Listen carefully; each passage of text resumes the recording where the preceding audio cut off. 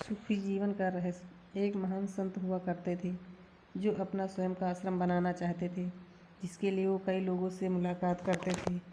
एक जगह से दूसरी जगह यात्रा के लिए जाना पड़ता था। इसी यात्रा के दौरान उनकी मुलाकात एक साधारण सी कन्या विदुषी से हुई।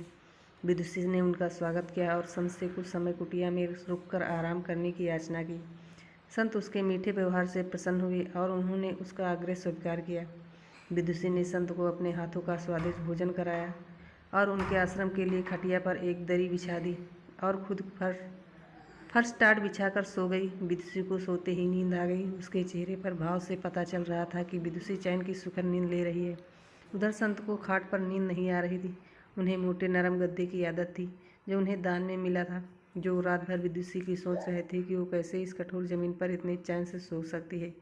दूसरे दिन सवेरा होते ही संत ने विदुषी से पूछा कि तुम कैसे कठोर धरा के इतने चैन से सो रही हो। तब उसी ने बड़ी सरलता से उत्तर दिया, हे गुरुदेव, मेरे लिए ये छोटी सी कुटिया एक महल के समान ही भव्य है। इसमें मेरे श्रम की महक है। अगर तुम्हें एक समय भी भोजन मिलता तो मैं खुद को भाग्यशाली मानती हूँ।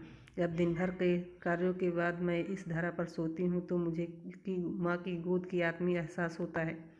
मैं दिन भर के अपने कर्तव्यों का विचार करते हुए चैन की नींद सो जाती हूँ। मुझे एहसास भी नहीं होता कि मैं इस कठोर धरा पर हूँ। ये सब सुनकर संत जानने लगे। तब विदुषी ने पूछा, हे गुरुवर, क्या मैं भी आपके इस साथ आश्रम के लिए धन एकत्रित करने चल सकती हूँ। संत ने विनम्रता से उत्तर दिया, बालिका, तुम्हें आज का ज्ञान दिया, मुझे पता चला कि इस जित का सुख कहाँ है। अब मुझे किसी आश्रम की इच्छा नहीं रह रही है। ये कहकर संत वापस अपने देश लौट गए और एकत्र किया धन उन्होंने गरीबों में बांट दिया और स्वयं एक कुटिया बनाकर रहने लगे।